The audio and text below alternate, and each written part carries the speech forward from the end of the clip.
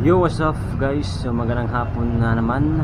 So ito po yung karugtong ng ating vlog kanina. So ayan guys,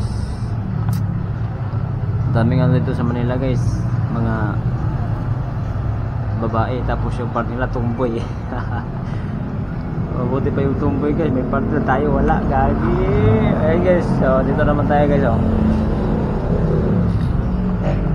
So actually guys, so kasi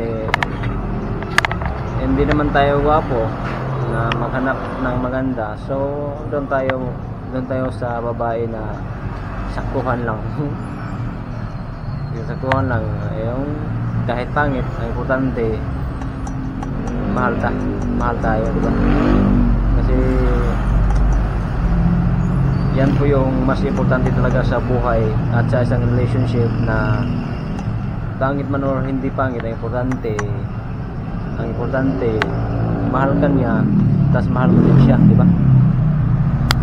So yan po yung ano guys, yan po yung